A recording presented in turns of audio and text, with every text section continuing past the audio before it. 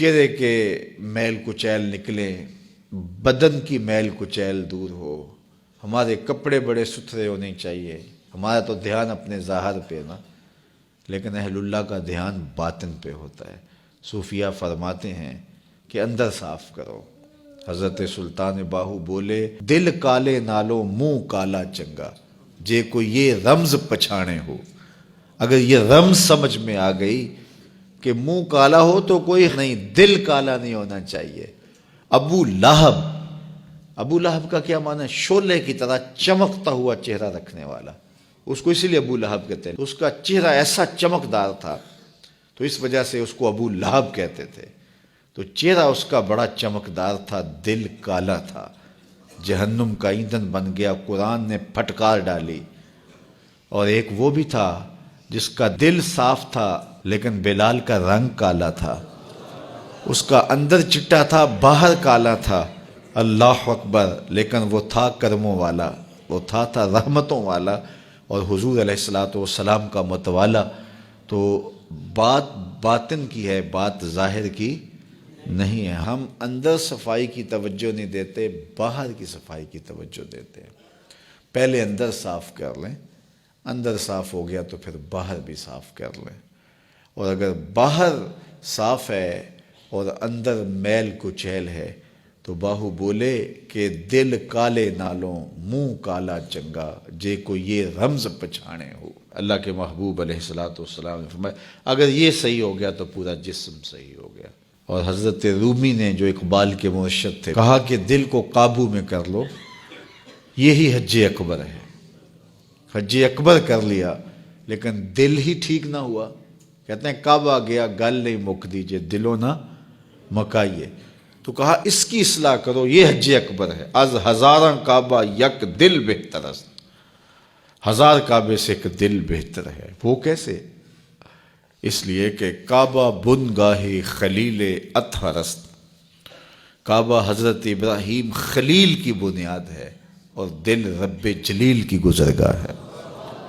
اس لیے اس کی پاکیزگی کا سامان کریں، اس کی طہارت کا سامان کریں۔ آپ کسی کو بلائیں اور میلی کچیلی جگہ ہو، جہاں گندگی پڑی ہو، غلاظت پڑی ہو، تو آپ کا کوئی عزیز مہمان آئے اس کو بلا کر کے لائیں تو وہاں بیٹھے گا؟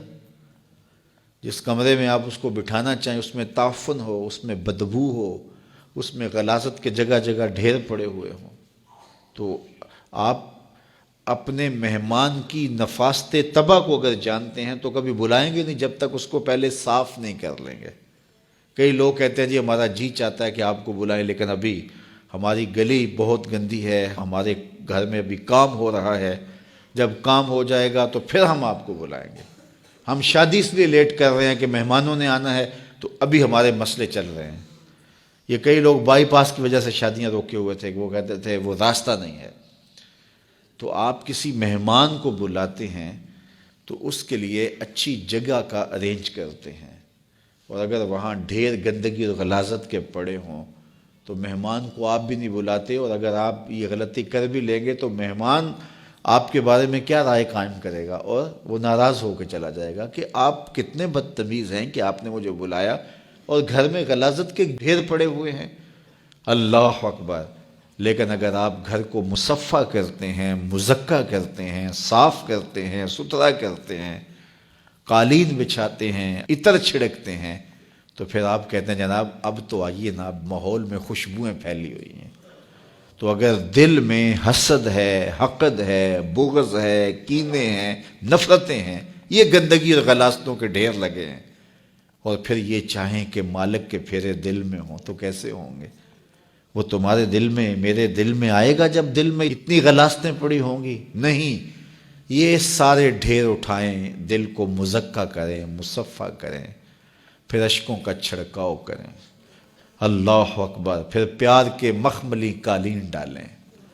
اللہ اکبر! الفتوں کے گاؤ تکیے لگائیں، اور پھر آواز دیں، ہر تمنا دل سے رخصت ہو گئی، اب تو آجا، اب تو خلوت ہو گئی۔ پھر محبوب کو بلائیے تو پھر دیکھیے کہ محبوب جلوہ فراز ہوتا ہے کہ نہیں ہوتا ہے۔